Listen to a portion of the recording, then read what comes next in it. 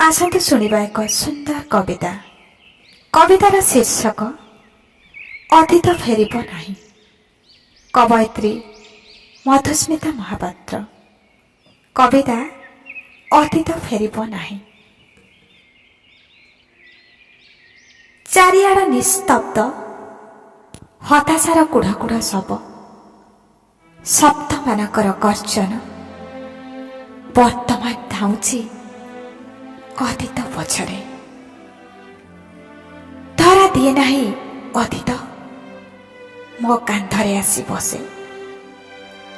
ସେ କ'ଣ ନିରିମାଖି ଚଢ଼େଇ ଯେ ଧରା ଦେବ ସହଜରେ? ଭାରି ଅଭିମାନୀ, ମନ ମାରି ବସିଛି ଅଗଣାରେ। ମୁଁ ଟିକେ ଆଉସି ଦେଲି ଶରଧା ବଳି ପାପୁଲିରେ। ଗୁରୁଣ୍ଡୁ ଥାଏ ଅତୀତ ମୋ ଘର ଅଗଣା ଦାଣ୍ଡ ଦୁଆରେ। ଓଃ, କି ଯନ୍ତ୍ରଣା!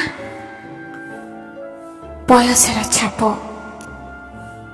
ଚାରିଆଡ଼େ। ମାଟି କାନ୍ଥରୁ ମାଟି ସବୁ ଖସି ପଡ଼ିଛି। ହାଡ଼ ପଞ୍ଜରା ସବୁ ଲାଜରେ ମୁହଁ ଲୁଚେଇ ବସିଛନ୍ତି। କେହି ଯେମିତି ସତ୍ୟ ଦର୍ଶନ କରିଛି। ସୁଦୀର୍ଘ ଗଛମାନେ ଆକାଶ ଛୁଅନ୍ତି ନୀରବରେ। ପର୍ଣ୍ଣ ମଝିରେ ପତ୍ର ଝରାନ୍ତି। ମୋ ଅସ୍ଥି ମଜା ଶିରା ପ୍ରଶିରାରେ ଭରିଯାଏ ଅସ୍ତିତ୍ୱ ଶୈଶବର। ହାମୁଡ଼େଇ ପଡ଼େ କୈଶୋର ଆସି ମୋ ଉପରେ। ଠିକ୍ ସେତେବେଳେ ଦୂରେ ଥାଇ ଡାକୁଥାଏ ଯୌବନ। ଲହଲହକା ରଜନୀଗନ୍ଧାର ବାସ ଛୁଟେଇ। ଭାରି ଅହଙ୍କାରୀ, ଚପଳା, ଚଞ୍ଚଳା। ସାହସ ହୁଏ ନାହିଁ।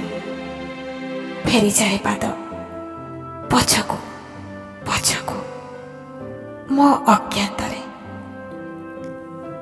ମାଡ଼ି ଆସେ ନୀରବତା ମୋ ଆଖିକୁ। ଚେତା ଫେରି ଦେଖେ ମୁଁ ଜାଗିଛି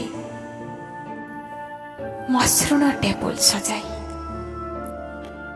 ସେମିତି ଚଳୁଛି ମହମବତୀ। ଧୀରେ ଧୀରେ ଚଳୁଛି ଶିଖା। ଧୀରେ ଧୀରେ ପବନରେ କଥା ଦେଇଛି ସେ ଲିଭିବ ନାହିଁ। ନୀଳ ଡଟ୍ ପେନ୍ ପ୍ରତୀକ୍ଷା କରୁଛି ମୋର ଦୁଇ ଧାଡ଼ି କବିତାକୁ। କବିତା ଝରିଯିବ ସିନା,